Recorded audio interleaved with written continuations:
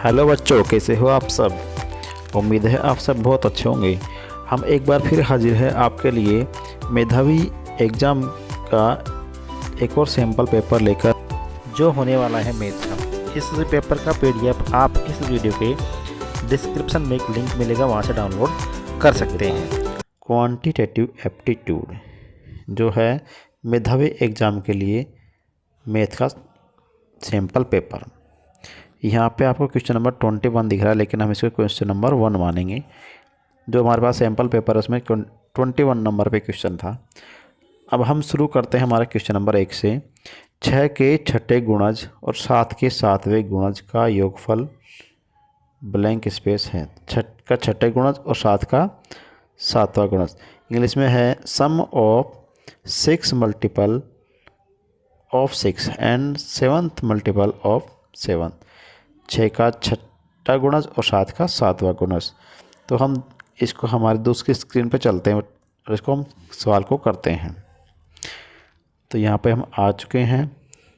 हमें करना 6 का छठा गुणज और 7 का सातवां गुणज। तो 6 की टेबल हमें बोलनी है 6 बार, तो हो जाएंगे हमारे पास 36।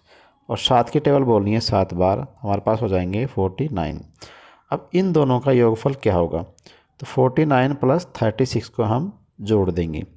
तो 9 प्लस 6 होंगे 15, एक कैरी 4 3 7 और 1, ये हो गया हमारे पास 8। आंसर आ गया हमारा 85। तो हमारा इसमें आंसर है ऑप्शन सी में 85। इसी प्रकार से मेधावी एग्जाम में बहुत छोटे छोटे सवाल आते हैं जिनको हम आसानी से कर सकते हैं। अगला क्वेश्चन है क्वेश्चन नंबर 2। ऊपर से आप बाल्टी की कौन सी आकृति देखेंगे। यहाँ पे एक बाल्टी है, इसकी कौन सी आकृति आप देखेंगे। अब बाल्टी के साइड में एक चित्र और दिया गया है, एक जग का, जिसका 250 ml का वो जग है, जिसकी साइज़ है 250 ml 250 मिलीलीटर, यानी 1 लीटर का चौथा हिस्सा। 1 लीटर में होते हैं 1000 ml, 1000 मिलीलीटर। तो ये 250 ml के 4 जग होंगे, तब हमारे पास 1 लीटर बनेगा। अब चलते हैं नीचे मेन क्वेश्चन की तरफ।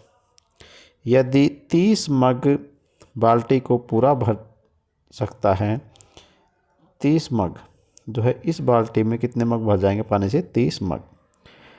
बाल्टी की क्षमता ज्ञात कीजिए। तो बाल्टी की क्षमता क्या है, बाल्टी किस साइज़ की हो सकती है, कितना पानी बाल्टी में आ सकता है।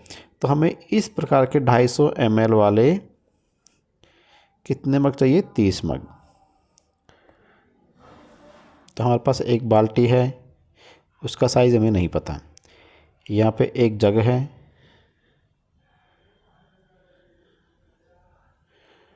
और यहाँ पे हमारे पास एक है जग, जिसकी साइज़ है 250 ml। अब हमें चाहिए इसमें 30 जग पानी। तो 250 ml के 30 जग, क्योंकि ज़्यादा चाहिए तो ज़्यादा के लिए हम कहते हैं मल्टीप्लाई। अब हमें 250 को 30 से गुणा करना है। तो सबसे पहले हम 0 से करते हैं, 0 की 0, फिर 0 और फिर से 0।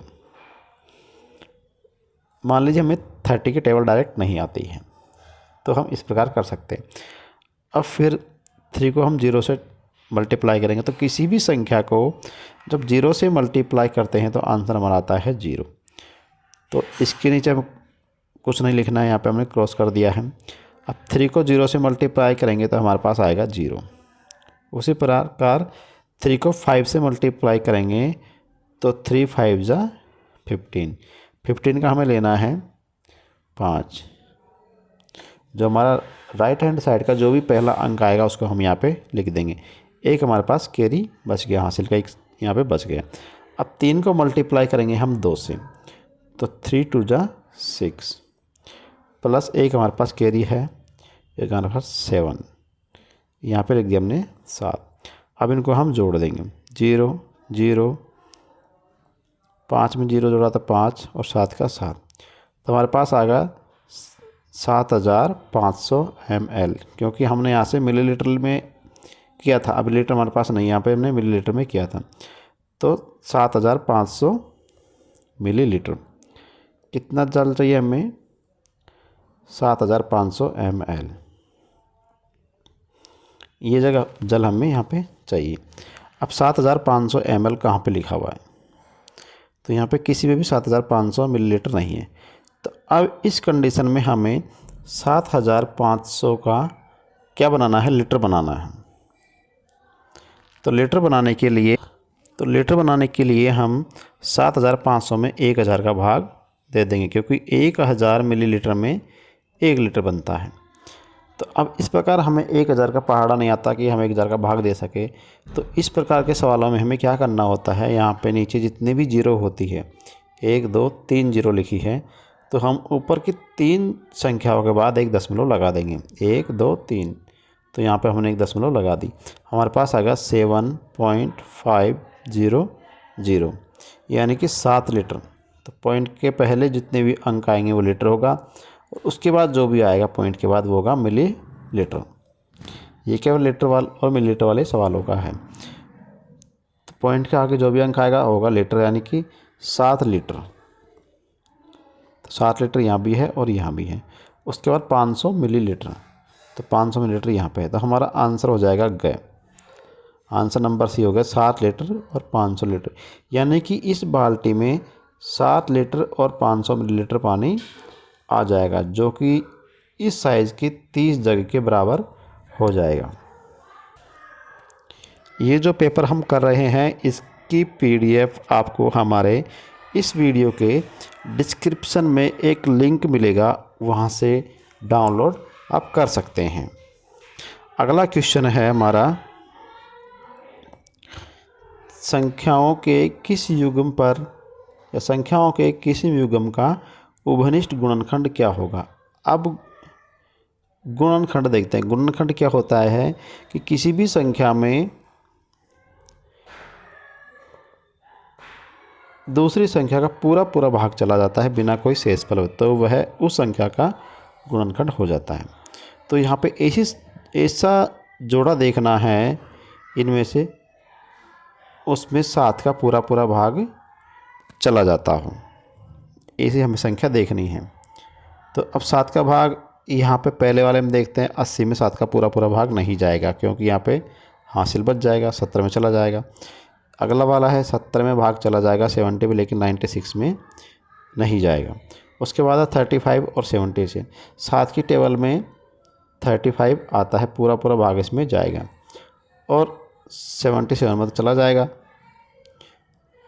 तो इसका सही जवाब होगा हमारे पास ग। आगे इसको हमें देखने की ज़रूरत नहीं है।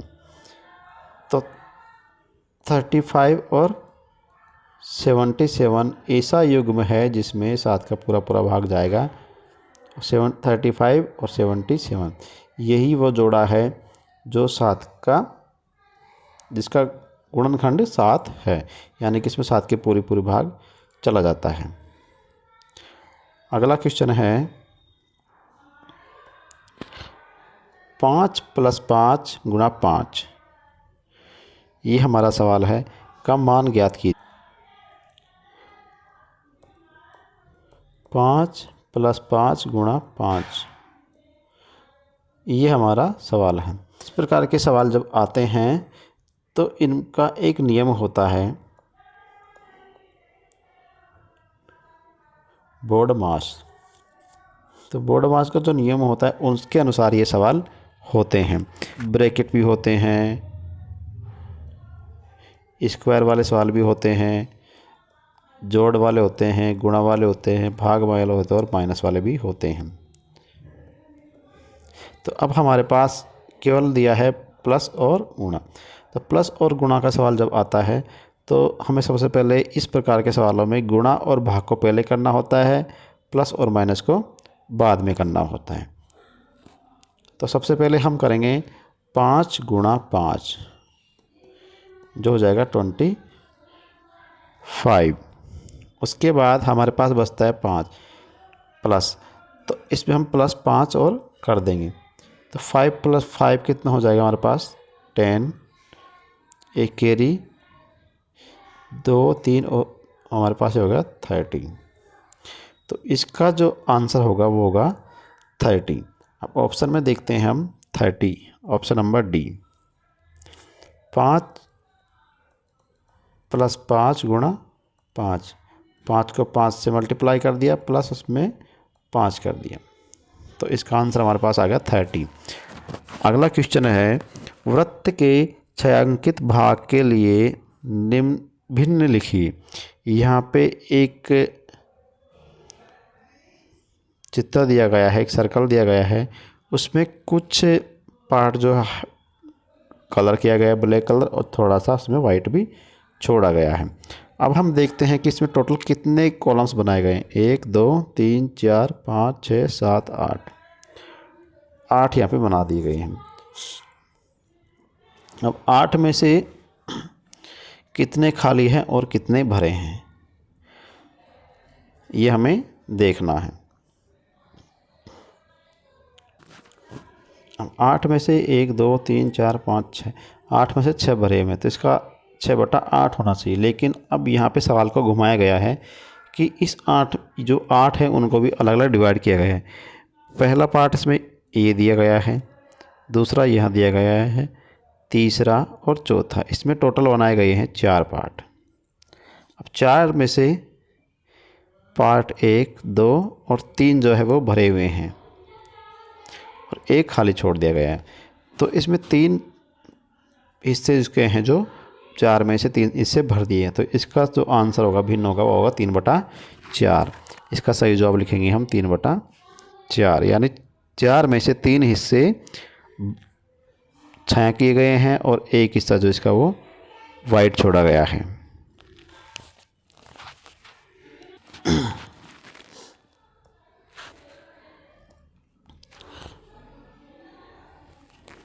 अगला सवाल है, एक आयताकार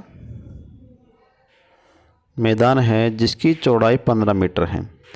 ये एक आयताकार मैदान है, इसकी चौड़ाई है 15 मीटर और लंबाई चौड़ाई से दुगनी है, और इससे दुगनी है इसकी ये लंबाई, यानी 15 × 2, इसकी डबल है तो ये जाएगा 30 मीटर। तो इसके ये हिस्सा 15 मीटर है और ये है 30 मीटर। अब ये आयत है, तो आयत की आमने सामने की भुजाएं, जितनी लंबी ये है चौड़ी ये है उतनी चौड़ी ये होगी, जितनी लंबी ये है उतनी लंबी ये होगी। तो इधर भी 30 और इधर 15, तो 15 15 30 30। अब खेत के चारों ओर बाड़ लगाने के लिए आवश्यक तार की लंबाई ज्ञात कीजिए। अब उसमें था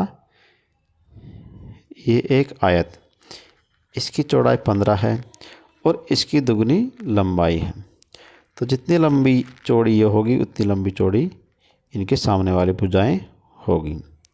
अब इसके चारों तरफ हमें क्या करना है,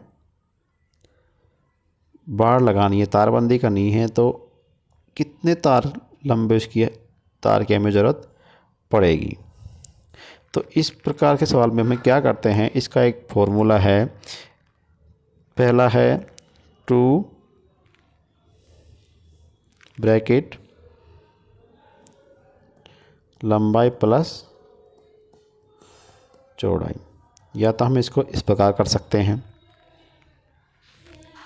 या फिर अब इस प्रकार करके देखते हैं। पहले 2 ब्रैकेट लंबाई है 15 और चौड़ाई है 30, इनको हम जोड़ देंगे तो 2 गुणा जो ब्रैकेट और यहाँ के बाहर जो संख्या होती है, तो यहाँ पे माना जाता है कि यहाँ पे गुणा का चिन्ह होता है जो छुपा हुआ होता है। तो 15 और 30 हो गए 45। 45 को 2 से जब गुणा करेंगे तो हमारे पास आएगा 90। ये इसका पहला तरीका है।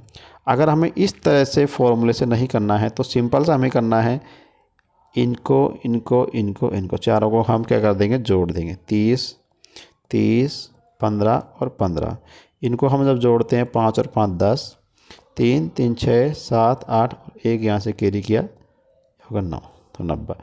तो ये इसका सिंपल सा तरीका कि इनका सारी भुजाओं को हम जोड़ देते हैं। तो इस सवाल का सही जवाब होगा 90। अब ऑप्शन पे चलते हैं। ऑप्शन में हमारे पास लिखा है ऑप्शन नंबर ख में 90। अगला चित्र देखते हैं। चित्र देखें और सही विकल्प चुनें कि इसमें ये एक चित्र दिया गया है। सपोज करें कि एक माचिस है।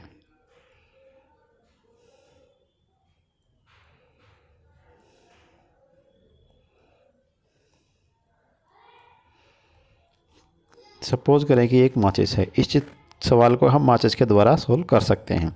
अब इसमें सही विकल्प क्या है, सही आंसर हमें इसमें देना है। पहला ऑप्शन है 8 कोने, 12 किनारे और 5 सतह। अब पहले हम इसके कोने देखते हैं। कोना 1, 2, 3, 4, 5, 6, 7, 8। अब इसमें देख लेते हैं 1, 2, 3, 4, 5, 6, 7, 8। 8 कोने हो गए, बिल्कुल सही। यहाँ पे लिख देते हैं हम 8 कोने। 12 किनारे। अब किनारे होती है, ये जो लाइनें होती है ये है किनारे। अब देखते हैं हम 1, 2, 3, 4, 5, 6, 7 और ये 8, 9, 10, 11 और 12। तो 12 इसमें हो गए किनारे, यानी 12 लाइनें हमने लिख दी है। उसके बाद है ऑप्शन 5 सतह। अब सतह जो होती है इसका ये वाला भाग, चारों तरफ के इसके भाग, तो इसमें सतह कितनी होगी। तो सबसे पहले माचिस को देखते हैं। तो माचिस के किस तरह से होती है, यहाँ से और इधर से माचिस खुलती है। तो 2 सतह इधर हो गई, 2 उसकी आमने सामने की होगी जो चौड़ी वाली होती है, और 2 उसकी हो गई ये लंबी वाली जिस पे माचिस जलाई जाती है। तो टोटल इसमें कितनी सतह हो गई, 6 सतह। तो ये ऑप्शन हमारा गलत है। अब 8 कोने, 12 किनारे और 6 सतह, तो ऑप्शन नंबर ख में इसका आंसर दिया गया है। 8 कोने, 12 किनारे और 6 सतह। इसको हम एक माचिस के लेकर उसके द्वारा भी सवाल को हल कर सकते हैं। अगला है, नीचे दिए गए प्रश्नों 28 और 29 के उत्तर दीजिए। यहाँ पे कुछ क्वेश्चन दिया गया है, उसमें 2 क्वेश्चन के हमें आंसर देने हैं। अजय को बाज़ार से कुछ सामान खरीदना है जिसकी कीमत इस प्रकार है। अजय बाज़ार गया, वहाँ से कुछ सामान खरीदा जिसकी रेट है पुस्तकें 350 रुपये। बुक्स कितने की है, 350 रुपये की। कॉपी का रेट है 200 रुपये। पेंसिल बॉक्स है 60 रुपये। रंगों का पैकेट है 80 रुपये। अब हमसे पूछा गया है 7 पेंसिल बक्सों की कीमत क्या होगी। जब एक पेंसिल बक्से की कीमत 60 रुपये है तो 7 की कम होगी या ज़्यादा होगी। अगर कम होती है तो हम भाग दे देंगे और ज़्यादा होती है तो गुणा कर देंगे। तो 7 की ज़्यादा होगी, तो 7 गुणा हम कर देंगे 60। 7 को 60 से मल्टीप्लाई। तो 60 की टेबल हमें आती नहीं है, 7 की टेबल हमें आती है। तो हम इसके लिए करेंगे 0, यहाँ पे लिखा है तो यहाँ पे लिख देंगे 0। अब हमारे पास 0 हट गया, अब बच गया 6 और 7। तो 6 की टेबल हम 7 बार बोलेंगे, तो 6 7 जा 42। आगे हमारे पास 420, यानी कि 7 पेंसिल बक्से हैं, उनकी कीमत होगी 420। ऑप्शन में देखते हैं, ऑप्शन नंबर घ में है 420 रुपये, यानी कि 7 पेंसिल बॉक्स कितने के आएंगे, 420 रुपये के। उसके बाद अगला सवाल है इसी में ही, एक पेंसिल बॉक्स, एक कॉपी सेट खरीदने के लिए कितनी राशि का भुगतान करना पड़ेगा। अब इसमें 2 चीज़ों के बारे में पूछा गया है। एक है पेंसिल बॉक्स जिसकी कीमत है 60 रुपये, और एक कॉपी सेट, कॉपी का सेट कितने का है, 200 रुपये। ये हमारे पास 2 चीज़ें आ गई। अब एक पेंसिल बॉक्स है और एक कॉपी का सेट, 2 चीज़ें लेनी है, दोनों का हमें उनको मिला के पैसे देने हैं। मतलब मिला के देने मतलब जोड़ के देने हैं। तो उसके लिए हम इन 200 को 60 को जोड़ देंगे। अब जब इस तरह से हमारे पास सवाल आता है, यहाँ पर लिख देंगे 200 और यहाँ पर लिख देंगे 60।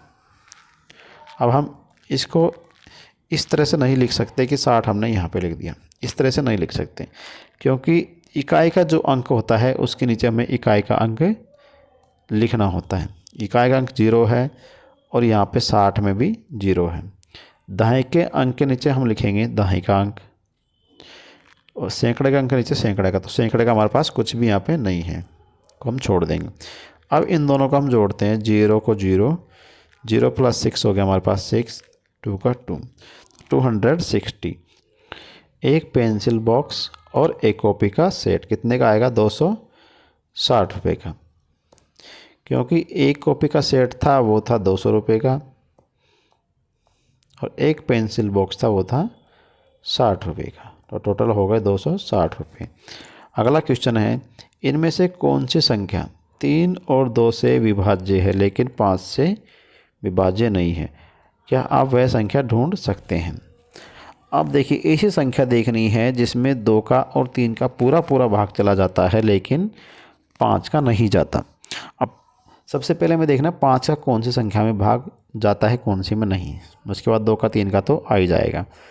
तो 5 का जो भाग देने का एक नियम होता है कि किसी भी संख्या के पीछे 0 और 5 लिखा हो, उस संख्या में 5 का पूरा पूरा भाग चला जाता है। मान लीजिए संख्या 155 है, 250 है, तो यहाँ पे 5 और इसमें 0, तो इन दोनों में 5 का पूरा पूरा भाग चला जाएगा। ये याद रखना है कि 5 जिस संख्या के लास्ट में संख्या चाहे कितनी भी बड़ी हो, उसके लास्ट में 5 या 0 आ जाता है तो उस पूरी संख्या में 5 का भाग चला जाए। इस चीज़ को याद रखना है कि 5 का भाग उसी संख्या में जाएगा पूरा पूरा जिसके अंत का अंक, अंतिम अंक जो इकाई का अंक है वो 5 या 0 हो। तो हमें देखना है कि ऐसी कौन सी संख्या है जिसमें 5 का भाग नहीं जाता है। तो 40 में 0 है, इसमें जाएगा, 70 में 0 है, इसमें भी जाएगा, और 50 में 0 है, इसमें भी जाएगा। अब बच्चा हमारे पास 36 में 5 का पूरा पूरा भाग नहीं जाता है। अब 2 का और 3 का देखना है, तो 2 का भाग उन सभी संख्याओं में जाएगा जिनके पीछे इकाई का अंक एक पूर्ण संख्या हो, यानी 2, 4, 6, 8 या 0, उनमें 2 का भाग पूरा पूरा चला जाएगा। तो 2 का भाग इसमें चला जाएगा, तो इसमें भी 2 का भाग, 3 का भाग और 2 का भाग पूरा पूरा चला गया है। तो हमारा जो इसका आंसर होगा वो होगा 36। भाग देने की वीडियो हमने ऑलरेडी पहले ही डाल चुके हैं कि संख्याओं में भाग किस तरह हम देते हैं। आप हमारे इस चैनल पर जाकर वो वाली वीडियो भाग वाली देख सकते हैं। तो ये था हमारा मेधावी एग्ज़ाम के लिए सब्जेक्ट मैथ का एक सैम्पल पेपर। इस पेपर का PDF आप हमारे इस वीडियो के डिस्क्रिप्शन में जाकर वहाँ पे एक लिंक मिलेगा, उससे डाउनलोड कर सकते हैं। मिलते हैं अगली वीडियो में, तब तक के लिए नमस्कार। इस पेपर की PDF आप इस वीडियो के डिस्क्रिप्शन में दी गई लिंक से डाउनलोड कर सकते हैं। धन्यवाद।